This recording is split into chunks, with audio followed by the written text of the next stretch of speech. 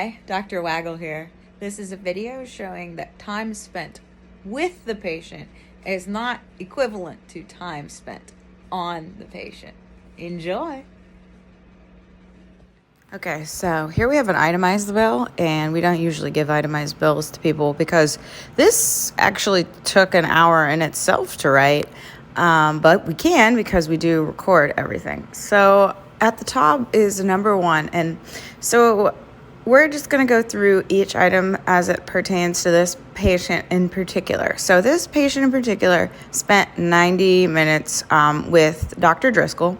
And so this is just to show that the time that we spend with you and the time that we spend on you is different. Okay. So this says December 8th, 3:26, administrative phone call. So I think this is with Miriam. And they had a lot of questions, and it was about 30 minutes. People do, ask a lot of questions over the phone, but the hourly rate is 10. Sorry for calling out your wages, Miriam. But, we all work those minimum wage jobs. I started at Red Lobster, so administrative phone call with the patient. And then at 4:57, a scheduling call. So they were pretty confused about scheduling, emailing. There's a description here: patient discussion, review, online system, booking system, cost of the system. They had some emails back and forth. So it was about 23 minutes. So poor Miriam only got charged or only got paid $2. Okay, so then we had a phone call from this person at 5:32. That was 17 minutes. The person's sister wanted to talk to the medical director, and she also requested interpretation services. So these services do not cost anybody extra. Those, we pay for them, we eat the cost. So we explained how that worked. We explained videos. We explained how to sign the Adobe sign form, all that. And then at 5:44, there was a doctor-to-doctor communication. So me, the medical director, talked to the other doctor about this particular patient and what had already been discussed, and how the interpretation needs to go forward, how to order labs for this particular patient based on their specific requests, and how to do the prescriptions for this particular patient, whether it was electronic or paper or mail or coming in, and also using the video software. And then at 6 p.m., there was a phone call. I called the translation services. That was like a 6-minute phone call. However, my time is kind of worth a little bit more. Not that, Miriam's wasn't worth more, but she's also like 15 years younger than I am. And, like I said, I worked at Red Lobster, people. I know what minimum wage is. And then we have phone text. That was 13. That was on the 8th at 6:06. Still more questions. And then we have a record review. So this person sent 9 pages of their record, and so I reviewed that. Creation of an office chart, contacting their pharmacy, because they had sent a record, but it didn't contain any pharmacy information, so I had to call. And I don't know if any of you have ever called a pharmacy, but, that could take a long time. Creation of the EMR, that sort of thing. But this is just page 1, people. Page 1 only.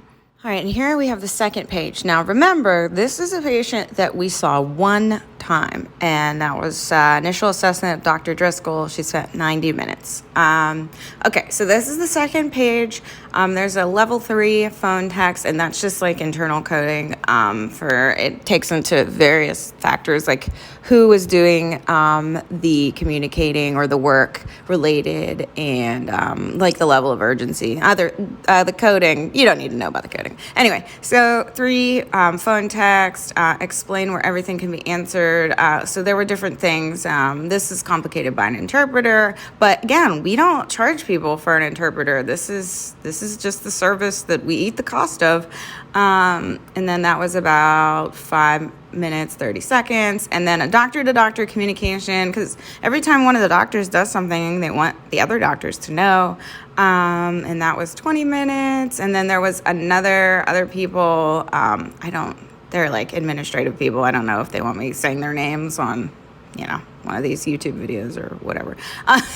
But those people were involved. And then an EMR review, Dr. Driscoll, Dr. Waggle. There was a 500 Word note that was created because there's some serious issues with this patient, trouble breathing, and we recommended for them to go to the ER. We obviously have to document every single thing. Like I say, if it wasn't documented, it never happened. So we write down everything. People's charts, I don't think people realize their charts are thousands of pages long. Like, there's just so much information that goes into creating a patient chart.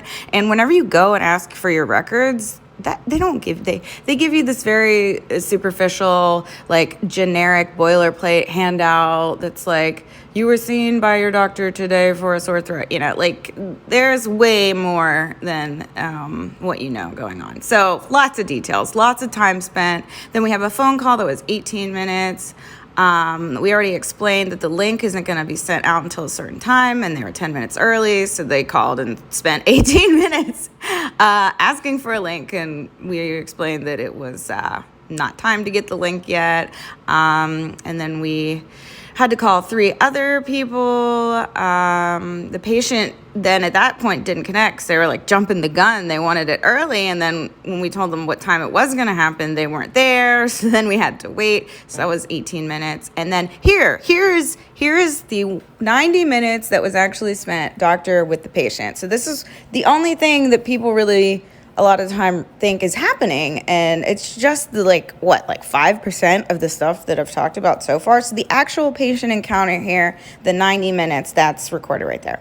Then after that, the translation services, they call, we have to read through the billing, they charge us. Again, we don't charge the patients for this. This is just free a service we offer. And then at the bottom of the page is the EMR record. So the note from the visit was 1,000 words, and multiple people have to spend time reading it. And then going through the pharmacy records, this person got benchtropine, enough for 30 days. And then we, sometimes the pharmacy calls and they're like, oh, this medication seems like this, or we only carry it in this, blah, blah. So several hours, and this is only the second page. All right, and the point is that a lot of time goes in that people don't realize. It's not just the time that we spend with patients. There's a lot of behind the scenes that's happening. So don't think of it as the time we spend with patients. It's the time we spend on patients. So this particular patient, 7 different people had to be a part of their appointment. And the total number of man hours spent on this 90-minute initial assessment, one appointment with a person, our time was 9 hours, 7 minutes, and 4 seconds. And we can record that because we have the timestamps from all of the call logs and the email communications and the conference calls, and then obviously the 90 minutes that was face-to-face. But there's just a lot that goes on and a lot of work. And no, this last one was more texts and phone calls. And we don't charge for texts and phone calls and all these behind the scenes work.